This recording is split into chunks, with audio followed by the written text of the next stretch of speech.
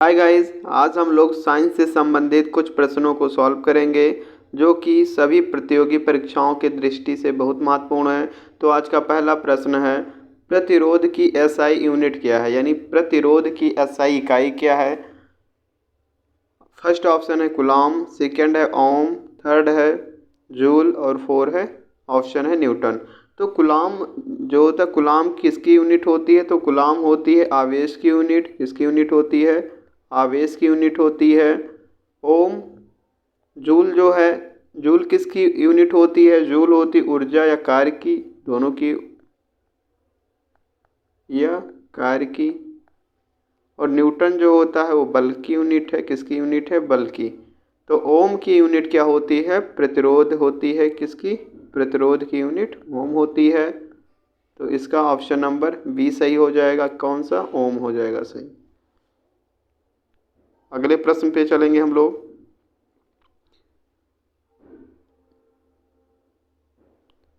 निम्नलिखित में से केवल परिणाम होता है, दिशा नहीं होती है। यानी इनमें से हमको देखना कौन सी राशि अदिश राशि है। तो ऑप्शन है इसमें ए ऑप्शन संवेग, बी विस्थापन, थर्ड ऑप्शन है कार्य और फोर ऑप्शन है बल। तो इसमें क्या हो जाएगा, संवेग जो है सदिश राशि है। कौन सी राशि है, सदिश, क्योंकि इसमें परिणाम और दिशा दोनों होती हैं। विस्थापन भी सदिश राशि है। बल जो है, बल भी सदिश राशि है। और कार्य जो है ये कौन सी राशि है, अदिश राशि है, क्योंकि इसमें क्या होता है, परिणाम की आवश्यकता होती है, दिशा की नहीं। तो ऑप्शन नंबर 3 जो है राइट हो जाएगा, कार्य जो है सही हो जाएगा। नेक्स्ट प्रश्न पे चलेंगे। में विसरण अत्यधिक तीव्रता से होता है, यानी किसमें विसरण सबसे ज़्यादा तीव्रता से होता है, सबसे अधिक तीव्रता से होता है। ऑप्शन फर्स्ट है ठोसों में, ऑप्शन सेकंड है गैसों में, ऑप्शन थर्ड है प्लाज्मा में, ऑप्शन फोर है द्रव में। तो सबसे ज़्यादा विसरण जो होता है वो गैस में होता है। किस में होता है, गैसों में सबसे ज़्यादा विसरण होता है। गैस में सबसे ज़्यादा विसरण होता है। तो ऑप्शन नंबर सेकंड हो जाएगा इसका। अगले प्रश्न पे चलेंगे। खाद्य पदार्थों के डिब्बों की आंतरिक सतह टिन से पुती होती है, ना कि जस्ते से, क्योंकि जस्ता टिन से अधिक क्रियाशील होता है। जस्ते का गलनांक टिन से अधिक होता है।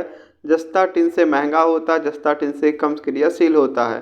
तो इसमें जो है जस्ता टिन से अधिक क्रियाशील होता है, इसीलिए उससे पुती हुई होती है। तो ऑप्शन नंबर ये करेक्ट हो जाएगा।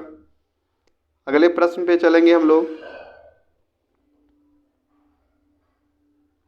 सल्फ्यूरिक अम्ल को तनु बनाने के लिए को पानी में डालने की सलाह दी जाती है, क्योंकि अम्ल कांच के बर्तन को मोड़ सकता है।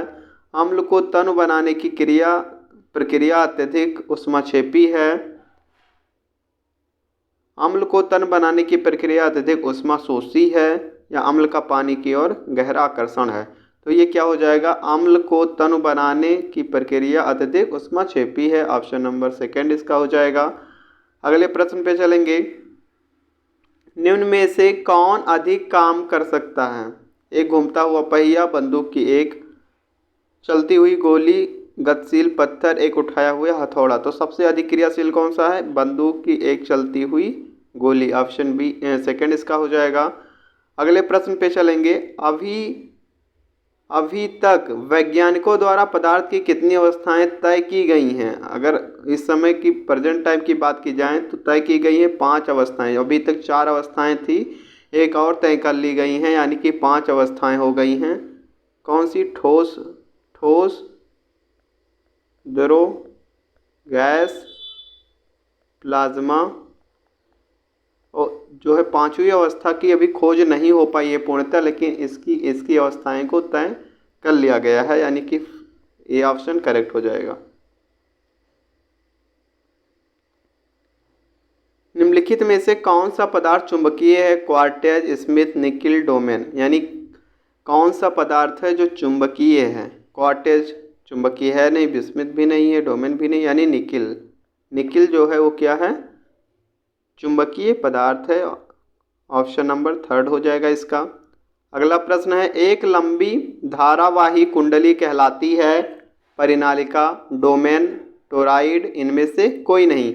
तो एक लंबी धारावाही कुंडली क्या कहलाती है? परिनालिका कहलाती है। क्या? परिनालिका कहलाती है। ऑप्शन नंबर फर्स्ट इसका हो जाएगा करेक्ट। अगला प्रश्न है,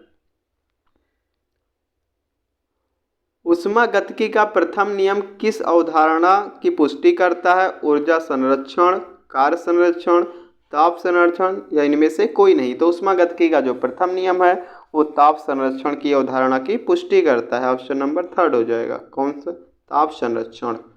निम्न में से किस युग्म की इकाइयां समान नहीं होती हैं? तो चाल और वेग की समान होती हैं, कार्य और ऊर्जा की जूल होती हैं, ये भी समान होती हैं, दूरी विस्थापन की भी समान होती, बल और दाब की जो इकाइयां हैं वो समान नहीं होती हैं। तो ऑप्शन नंबर 4 इसका करेक्ट हो जाएगा।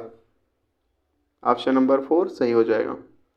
अधातु ऑक्साइड है, लाल लिटमस पत्र को नीला कर देते हैं, प्रकृति में उभयधर्मी होते, प्रकृति में क्षारीय होते, प्रकृति में अम्लीय होते। तो जो अधातु ऑक्साइड होते हैं वो प्रकृति में अम्लीय होते हैं। ऑप्शन नंबर 4 इसका हो जाएगा। अधातु ऑक्साइड क्या नेचर कैसा होता है? एसिडिक होता है, अम्लीय होता है। अगला प्रश्न है, एक डॉक्टर अति अम्लता का उपचार करने हेतु तो निम्नलिखित में से एक दवाई देता है जिसका दवाई में मुख्य संगठक इंग्रेडिएंट है Na2CO3। ऑप्शन नंबर फर्स्ट है Na2CO3, सेकेंड है CaCO3, थर्ड है MgCl2 और फोर है AlOH का होल थ्राइस। तो इसमें कौन सा ऑप्शन हो जाएगा? फर्स्ट हो जाएगा sodium carbonate, Na2CO3 sodium carbonate, sodium carbonate सही हो जाएगा। नेक्स्ट चलेंगे प्रश्न पे, अगले प्रश्न पे। प्रथम कतार के संक्रमण तत्वों का सबसे सामान्य ऑक्सीडेशन स्टेट होता है। सबसे सामान्य ऑक्सीकरण अवस्थाएं होती है +2, +4, +3 या सभी। तो इसमें जो होता है +2 होता है, +2 करेक्ट हो जाएगा। प्रथम कतार के संक्रमण तत्वों का सामान्य ऑक्सीकरण अवस्था +2 होती है, यानी थर्ड ऑप्शन। आधुनिक, अगला प्रश्न है, आधुनिक आवर्त सारणी के समूह में 2, 8, 6 के इलेक्ट्रॉनिक विन्यास वाला एक तत्व रखा गया है। तो कौन सा है? 2, 8, 6 यानी कितने एलिमेंट हो गए? 16। 2, 8, 6, 16 और 16 नंबर पे कौन सा होता है? एलिमेंट होता है सल्फर होता है। कौन सा? सल्फर। यानी ऑप्शन नंबर इसमें क्या हो जाएगा? 16 नंबर पे सल्फर होगा हमारा। कार्य तभी हो सकता है जब ऊर्जा हो, बल, संवेग, शक्ति। कार्य तभी हो सकता है जब एनर्जी हो हमारे पास, यानी ऊर्जा हो। ऑप्शन नंबर फर्स्ट हो जाएगा इसका। निम्नलिखित में से कौन सा किए गए कार्य का उदाहरण नहीं है? लड़के का कमरे में दीवार को धक्का देना, लड़की द्वारा एक ट्राली को धक्का देने पर ट्राली का आगे बढ़ जाना, सतह पर पड़े कंकड़ पर दबाव डालना, किताब को किसी ऊंचाई तक उठाना। तो इसमें कौन सा काम नहीं है? लड़के का कमरे में दीवार का धक्का देना। ऑप्शन नंबर ये, कोई काम नहीं। जब प्रयुक्त बल की दिशा और वस्तु के गतिशाली होने की दिशा एक दूसरे के लंबवत हों तो कार्य हुआ। शक्ति का प्रयोग किया गया, कोई कार्य नहीं हुआ, या शक्ति का प्रयोग नहीं किया गया। जब प्रयुक्त बल की दिशा और वस्तु के गतिशाली होने की दिशा एक दूसरे के लंबवत हो तो कोई कार्य नहीं होगा, यानी किया गया कार्य बराबर 0 हो जाएगा। यदि बल और विस्थापन के बीच का कोण किया गया हो तो ऋणात्मक होता है। यदि बल और विस्थापन के बीच का कोण 180 डिग्री हो तो किया गया कार्य ऋणात्मक होता है, यानी ऑप्शन 4 इसका हो जाएगा। एम्पियर सेकेंड किसकी इकाई है? तो एम्पियर सेकेंड जो है आवेश की इकाई है, और आवेश की इकाई एक और भी है, कूलाम भी लिख सकते हैं। कूलाम लिखें या ampere second. Option number first हो जाएगा इसका। अगला प्रश्न है, किसी परमाणु के कक्ष में समायोजित किए जा सकने वाले इलेक्ट्रॉनों की अधिकतम संख्या को किस सूत्र द्वारा दर्शाया जाता है? ऑप्शन फर्स्ट है 2n, 2n क्यूब, 2n-3, तो 2n स्क्वायर, क्योंकि इससे निकाला जाता है 2n स्क्वायर के द्वारा निकाला जाता है। गैलन सामान्यतः इस्तेमाल किया जाता है गति के लिए, एक कंटेनर के लिए, आयतन की माप के लिए, कंटेनरों को बैरल संदर्भ में व्यक्त करने के लिए। एक कंटेनर के लिए, गति के लिए, या कंटेनरों को बैरल के संदर्भ में व्यक्त करने के लिए। तो गैलन सामान्यतः इस्तेमाल किया जाता है आयतन की माप के रूप में। ऑप्शन नंबर थर्ड हो जाएगा, आयतन की माप के रूप में। अगला प्रश्न है हमारा, रदरफोर्ड के अल्फा कणों के परिकिरण प्रयोग के परिणाम स्वरूप किसकी खोज हुई? न्यूट्रॉन की, प्रोटॉन की, परमाणु में नाभिक की, या इलेक्ट्रॉन की? तो रदरफोर्ड ने जो अल्फा कणों की जब बमबारी की थी तो उससे परमाणु में नाभिक की खोज हुई थी, परमाणु में नाभिक की खोज हुई थी 1919 में। अगला प्रश्न है हमारा, अनौपचारिक रूप से खगोलीय दूरी को व्यक्त करने के लिए लंबाई की कौन सी इकाई का प्रयोग किया जाता है? पेटामीटर, प्रकाश वर्ष, परसेक्स, हबल की लंबाई। अनौपचारिक रूप से खगोलीय दूरी को व्यक्त करने के लिए लंबाई की परसेक्स इकाई का प्रयोग किया जाता है। ऑप्शन नंबर थर्ड हो जाएगा। इसका क्या हो जाएगा?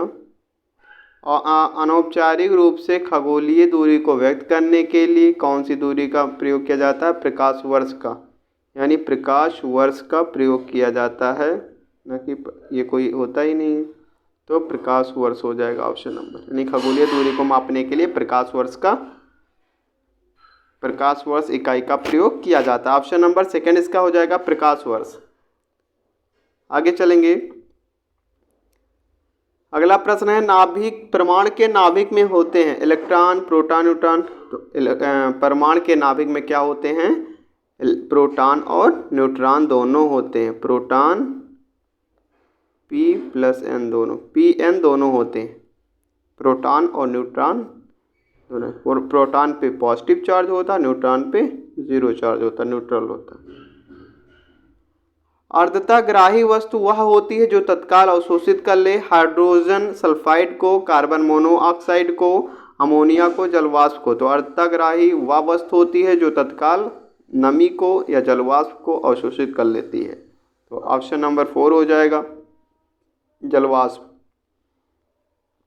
अगला प्रश्न है, विद्युत चालन करने वाले अधिकांश द्रव अम्लों, क्षारकों और के विलयन होते हैं। तो के विलयन क्या होते हैं? कॉपर, एल्युमिनियम, लवण और लोहा। तो क्या होते हैं?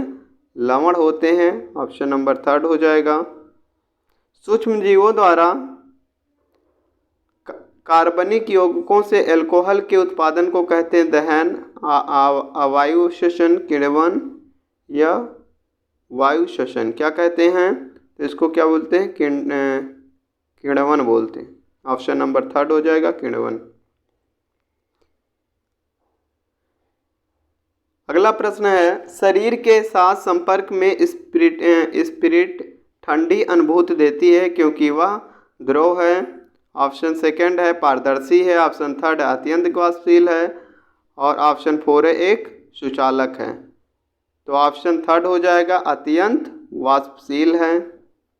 अगला प्रश्न है हमारा, प्रकाश विखराव किसमें होता है? तो प्रकाश विखराव किसमें होता है? ऑप्शन नंबर फर्स्ट है कोलाइडी घोल में, सेकंड है अम्लीय घोल में, थर्ड है विद्युत अपघटनी घोल में, और 4 है वैश्विक घोल में। तो प्रकाश का जो विखराव होता है वो कोलाइडली सॉल्यूशन में होता है, कोलाइडी सॉल्यूशन में होता है। ऑप्शन नंबर फर्स्ट हो जाएगा।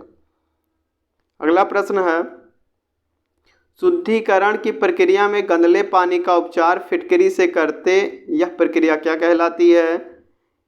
स्कंदीकरण, इमल्सीकरण, अधिशोषण, अवशोषण। तो यह जो प्रक्रिया है वो क्या कहलाती है? स्कंदीकरण। ऑप्शन नंबर फर्स्ट हो जाएगा। शुद्धिकरण की प्रक्रिया में गंदले पानी का उपचार फिटकरी से करते हैं तो उसे क्या कहते हैं? स्कंदीकरण कहते हैं।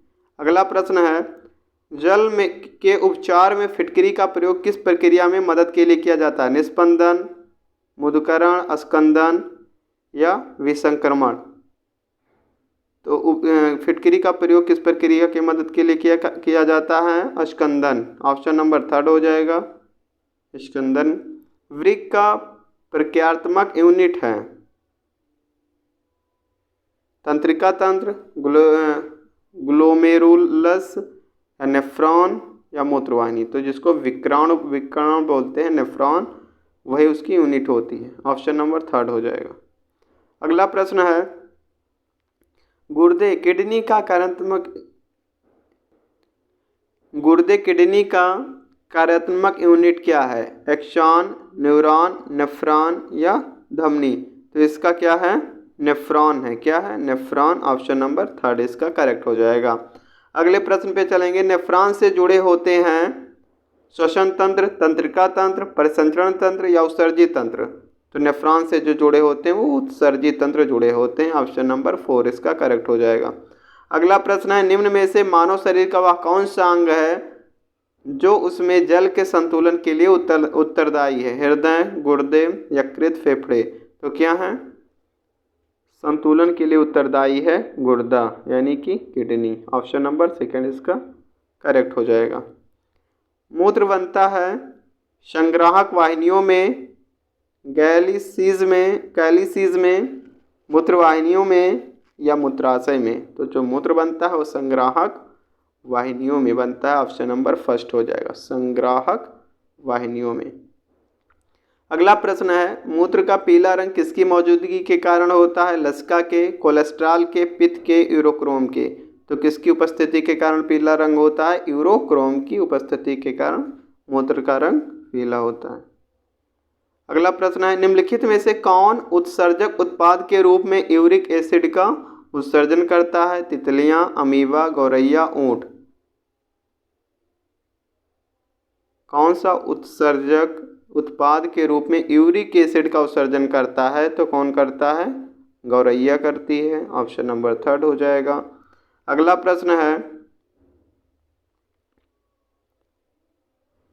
मूत्र के स्रवण को बढ़ाने वाली औषधि को कहते हैं? एड्रेनलिन, डाइट्यूरेटिन या क्रिएटिनिस या फोर ऑप्शन है ट्राईयूरेटिक। तो कौन सा ऑप्शन हो जाएगा?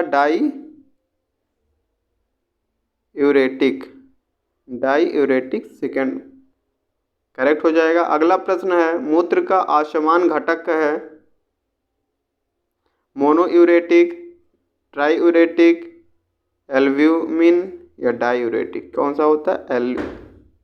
एल्ब्यूमिन। अगला प्रश्न है, कौन से संपर्क बल के कारण वस्तुओं की गति की अवस्था में परिवर्तन आता है? चुंबकीय बल, घर्षण बल, पेशीय बल या स्थिर विद्युत बल। तो घर्षण बल के कारण अवस्था में परिवर्तन का विरोध आता है। आगे चलेंगे अगले प्रश्न पे। वायुमंडल में जलवाष्प की मात्रा मापी जाती है अर्धता के रूप में, बिंदुकों के रूप में, धूम्रकुहरे के रूप में, उपरोक्त सभी। किसमें? उपरोक्त सभी। Thanks for watching. इस वीडियो को सभी लोग अधिक से अधिक शेयर करिए और सब्सक्राइब करके बेल आइकन को प्रेस कर दीजिए। थैंक्स।